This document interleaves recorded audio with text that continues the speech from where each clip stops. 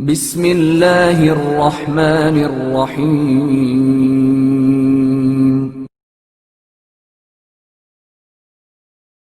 کیا غازیان فوج خدا نام کر گئے۔ آج 3 محرم ہے اور آج بالعموم مجالس میں انصار امام حسین علیہ السلام میں سے چند کا تفصیلی تذکرہ ہوتا ہے۔ یہ تو پتہ نہیں چلتا کہ کب سے یہ تاریخ وار تذکرہ مصائب کا سلسلہ شروع ہوا، مگر یہ بات بڑی سمجھ بوجھ کی ہے کہ عشرہ محرم کے 10 دنوں کو اس طرح تقسیم کیا جائے کہ امام ہمام اور آپ کے غلام، انصار، اقربا، اعزاء، غرض کے 72 شہداء میں سے سب کی نمائندگی ہو جائے، اور جستہ جستہ اہم تاریخی واقعات اور جرأت آمیز تاریخی حوادث نئی اور پرانی نسلوں کے کانوں میں پڑتے رہے۔ یوں تو ہر واعظ و عالم، مقرر و خطیب کا اپنا خاص انداز ہوتا ہے، مگر عشرہ محرم کی مجالس میں یہ سب گویا تاریخ کے مدرس ہو جاتے ہیں، اور حتی الامکان کتابوں کے حوالوں کے ساتھ واقعات کا تذکرہ ان کی تقریر کی خصوصیت ہوتا ہے۔ شہادت نامے بیان کرنے والے علماء اور مقررین بھی اسی راستے پر گامزن ہیں، اللہ ان کی توفیقات میں اضافہ کرے۔ اصحاب رسول اکرم صلی اللہ علیہ وآلہ وسلم میں سے 3 صحابی یعنی حضرت انس ابن حرس کاہلی، حبیب ابن مظاہر اسدی اور حضرت مسلم ابن اوسجہ اسدی رضوان اللہ علیہم کربلا میں شہید ہوئے، اور 2 یعنی حضرت ہانی ابن عروہ اور حضرت عبداللہ ابن یقطر حمیری رضی اللہ عنہما حمایت امام حسین میں آپ کے چچزاد اور سفیر یعنی حضرت مسلم ابن عقیل کے ساتھ کوفے میں شہید ہوئے۔ حضرت انس ابن حرس شرف صحابیت کے علاوہ روایت حدیث کا شرف بھی رکھتے ہیں۔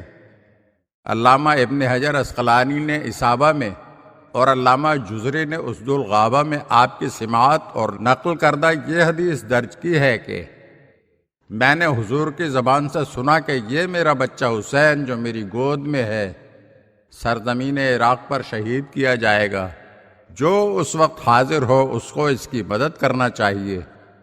یہی وجہ تھی کہ باوجود کبیر السن ہونے کے حضرت انس راتوں کو چھپ کر کوفے سے نکلے اور کربلا پہنچ کر خدمت امام مظلوم میں حاضر ہوئے۔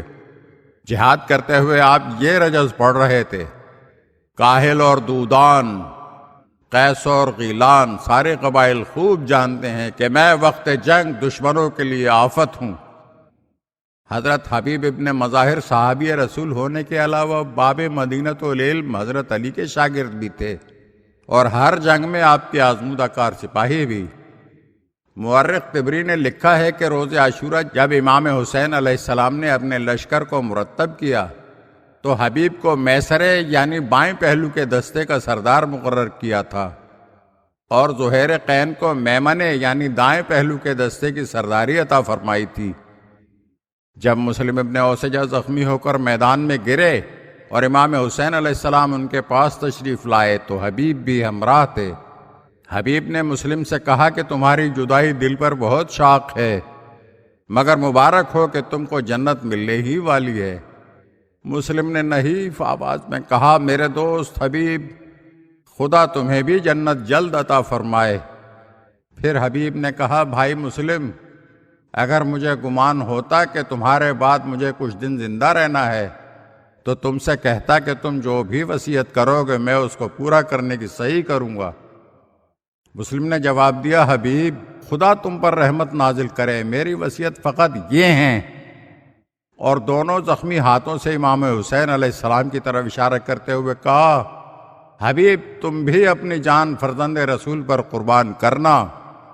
حبیب نے کہا: تم اطمینان سے جنت کا سفر کرو اور یقین رکھو کہ ایسا ہی ہوگا۔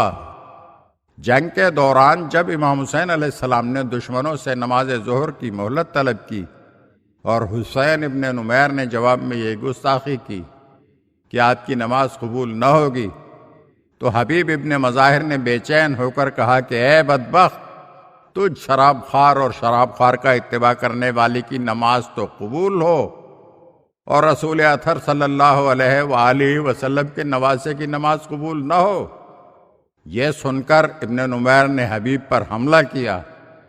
حبیب نے جوابی وار کیا، اس کا گھوڑا زخمی ہو کر الف ہو گیا اور وہ گر پڑا۔ حبیب نے امام حسین علیہ السلام سے کہا کہ اب مجھے اجازت جہاد مرحمت ہو، میں اب نماز آپ کے جد کے ہمراہ جنت میں ادا کروں گا۔ ادھر ابن نمیر کو لشکر یزید والے اٹھا کر لے گئے تھے۔ حبیب شیر غضبناک کی طرح اس کو ڈھونڈتے پھر رہے تھے اور ہر صف پر حملہ آور ہو کر یہ رجز پڑھ رہے تھے، میں حبیب ہوں، میرا باپ مظاہر تھا، میں جنگ کا شیر اور مقابلے کا مرد ہوں، تم تعداد میں کتنے ہی زیادہ کیوں نہ ہو، ہم وفا اور صبر و استقلال میں برتر ہیں، ہم حق پر ہیں، ہم حجت اور دلیل، تقوی اور ایمان والے ہیں۔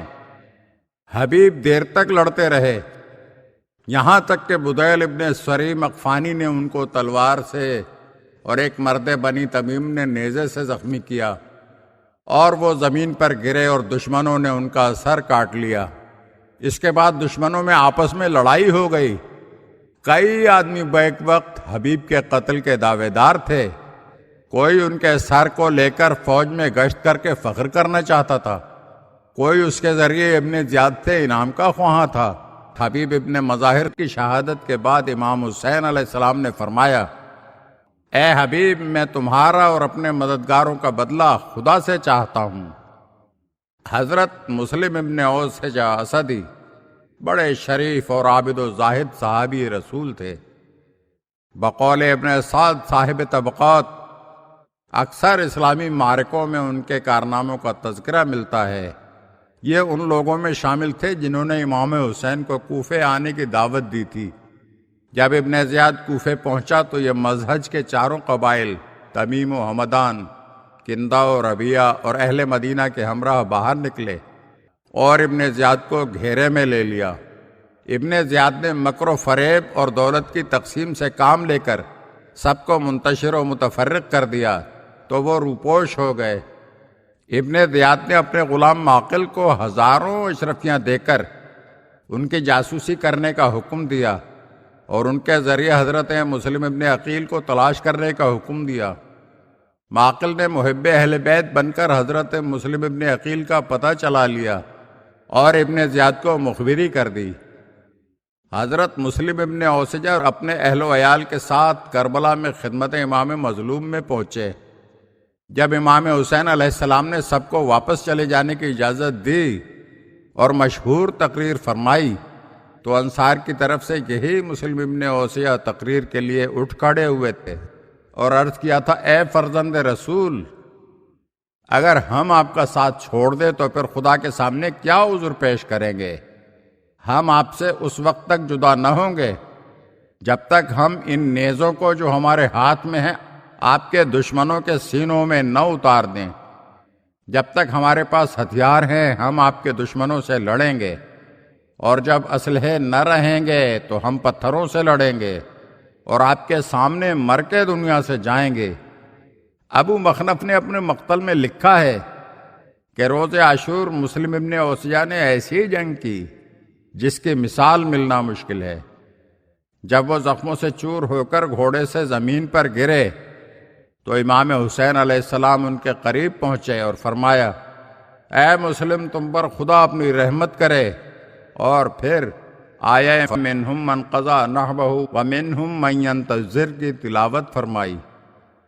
نجم آفندی نے کیا خوب کہا ہے، عالم میں بے مثال ہے یہ کربلا کی جنگ، یکساں وغا کی بندہ و واقع کو تھی امنگ، کچھ سن کا امتیاز نہ تفریق نسل و رنگ، حق کی صلاح عام تھی میدان تھا نہ تنگ، ہر باوفا حسین کے قدموں پر سو گیا، آقا کا خون غلام کا خون ایک ہو گیا، نظم جہاں بدلنے کا عنوان مرحبا، اسلام کی نجات کا سامان مرحبا، انسان صداقتوں کا نگہبان مرحبا، بندہ خدا کی راہ میں بے جان مرحبا، اپنے اصول چھوڑ گئے غور کے لیے، ان کا پیام ایک ہے ہر دور کے لیے، دور کے لیے، دور کے لیے۔ اگر آپ ہمارے چینل کی نئی ویڈیوز دیکھنا چاہتے ہیں تو ہمارے چینل کو سبسکرائب کریں اور گھنٹی کے بٹن کو دبائیے تاکہ ہر آنے والی ویڈیو آپ کو جلد موصول ہو سکے۔ اور ہاں، لائک اور شیئر ضرور کیجیے اور اپنے قیمتی کمنٹ سے ہمیں آگاہ کیجیے۔ شکریہ۔